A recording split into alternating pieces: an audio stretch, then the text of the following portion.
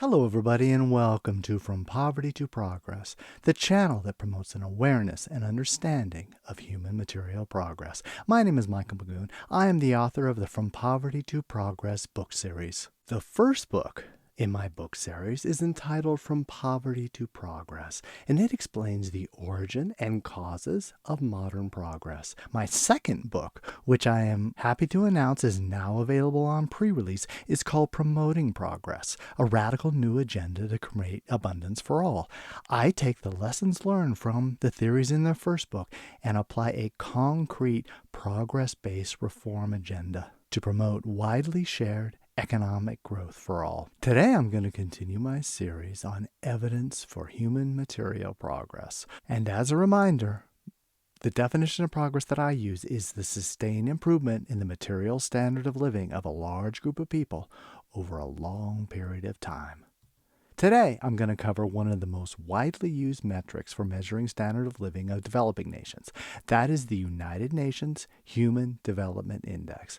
And as you can tell from the name, this index was developed by the United Nations, and it includes a basket of a wide variety of metrics, including life expectancy at birth, expected years of schooling, mean years of school, and gross national income per capita, adjusted for inflation and purchasing power. So what we'll do is we will look at the evidence to see how much progress there has been across the world since 1990, when this index was first developed. First of all, let's take a look at the overall global trend. Now, HDI essentially goes from 0 to 1, and we clearly see across the globe improvement from 1990 until 2018. In 1990, the world average was 0.598. By 2018, that had improved to 0.731, a 22% increase. But, of course, global trend overall is not the only thing. We need to look in more depth at different kinds of nations. And in this entire series, I choose 4 different types of nations to see how widely shared this progress is. The wealthy 12, the populous 12, the bottom 20, and the transformative 16. By the way, if you'd like to see all of these graphics in more detail, you can go to my website, FromPovertyToProgress.com. First of all, let's take a look at the wealthy 12. Those are the 12 nations that industrialize early and currently have very high standards of living. They include the United States, much of Northwest Europe, and Australia and New Zealand. The Wealthy 12 gives us a pretty good overview of the trends among the wealthiest nations. Now, you might think that there hasn't been much progress over the last 30 years within the wealthiest nations, that maybe progress has essentially come to a halt in the wealthiest nations. But when you look at the Wealthy 12, this is clearly not the case. The overall average has increased, and every single nation has increased in their Human Development Index. So clearly, we have had a significant amount of progress in the wealthiest nations since 1990. Our next group is what I call the populous 12. Those are the 12 most populous nations in the world that do not have above average per capita GDP. These include China, India, Indonesia, and a number of other countries. In total, they make up 58% of the world's population and cover every continent except for Australia and Antarctica. And as you can see, there's been very clear progress across all of the populous 12.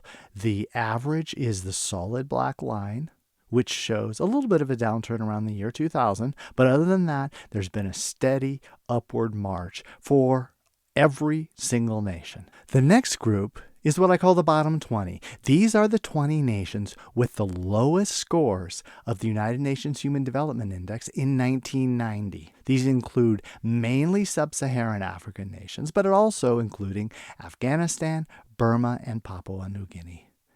Some people claim that what we've seen over the last 30 years is the rich are getting richer and the poor are getting poorer. So if that's true, we should be able to see a downward trend among the bottom 20. If there's any group of nations that we would expect a lack of progress, it would be these 20 nations. But the data clearly shows the opposite. Every single nation among the bottom 20 increased in their levels of development between 1990 and 2015. The transformative 16 are the nations that experienced at least 20 years of strong economic growth of over 3%. These include nations such as Spain, Ireland, Japan, Hong Kong, Taiwan, India, China, Indonesia, Israel, and Chile. So has this economic growth translated into greater levels of human development? The answer is clearly yes. Every single nation within the transformative 16 increased substantially in their HDI index level between 1990 and 2015. If we put all those four categories together, we can see pretty clearly a year-by-year increase, almost a flat line, really. There's a little bit of dip on the transformative 16 during the recession of 2000 and another slight one in the recession of 2008. But other than that is the steady upward increase. Now, it's also the same if you use different categories. Here I'm showing countries broken down into what are called development categories. In other words, those countries that have very high levels of human development, high, medium, low, and then a separate category for developing countries. Every single one of those categories has shown progress over the last 30 years. And now if you look at individual nations, I know it's hard to see each nation in here, but you can see a clear upward trend of each one of the categories based on their level of development in 1990 compared to 2018. Now, so far we've seen our graphics that I used in my book, From Poverty to Progress. So some of the statistics are a little bit out of date. So let's take a look at more recent. Has the COVID pandemic, for example, changed levels of development? Well, the answer is yes. If you look at data now pushed all the way to 2021, which is the most recent year that has been released, you can see a clear upward trend for the world and almost all nations until 2020. And obviously that's a result of the COVID pandemic. Now, it's possible that this is a major turning point in human progress, but I don't think so. My guess is it's going to be something like the recessions of 2000 and 2008. It shows a short downward blip and then a strong recovery, and then the overall long-term trend is almost completely unaffected. And what's interesting is that there are virtually no exceptions in the entire world. Of the 145 nations with complete data since 1990, all but one, in other words, 144 of those nations, all improved. The only exception was Syria, which of course was torn apart by civil war, and they had a decline of 1.6%. And even Syria showed clear improvement from 1990 until 2009, when the Civil War started. And what's also interesting is that poor countries improve the most. It's absolutely not the case that the rich are getting richer and the poor are getting poorer. In fact, the poor are getting richer faster than rich nations. Among the 20 nations that improved the least, only 4 were below average in 1990: Syria, Ukraine, Namibia, and Eswatini, which I give you brownie points if you know where Eswatini is.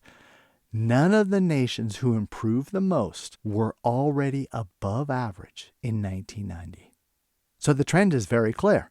The poorest nations are improving faster than the richest nations. Only 12 of 145 nations were below average in HDI in 1990 and improved at a rate that was lower than the world average. And it's also interesting that the most populous nations are also doing extremely well. All the most populous nations with below average levels of development in 1990 improved more than the world average. China, India more than doubled the overall improvement of the world. And Pakistan and Indonesia almost doubled the improvement for the rest of the world. Bangladesh, surprisingly to many people, did the best of all. So it's not just small countries that are doing well, it's also the most populous and the ones that were the poorest in 1990. So does this mean that the poor nations are actually surpassing wealthy nations? No. What's interesting is that the rank order of nations in 1990 is still very similar to the rank order in 2018. Among the top 40 richest nations by this index in 1990, only 2 nations dropped out, and they barely dropped out. Brunei dropped down to number 42, and Barbados dropped to number 50. And among the bottom 40 in 1990, only 4 moved up out of the category, with Rwanda, which moved up to number 122, being the biggest jump. Only 6 nations moved up more than 20 spots between 1990 and 2018. Turkey, Iran, China, Singapore, Thailand, and Ireland. Turkey's moving up 33 spots from number 86 to number 53 was the single largest jump. And only 8 nations fell more than 20 spots between 1990 and 2018. Libya, Ukraine, Moldova, Syria, Tonga, Kyrgyzstan, Lesotho, and Tajikistan. Not surprisingly, many of these nations had civil wars and serious political turmoil during this period. In fact, 89 of 145 nations that they stayed within 10 spots of their 1990 rankings in 2018.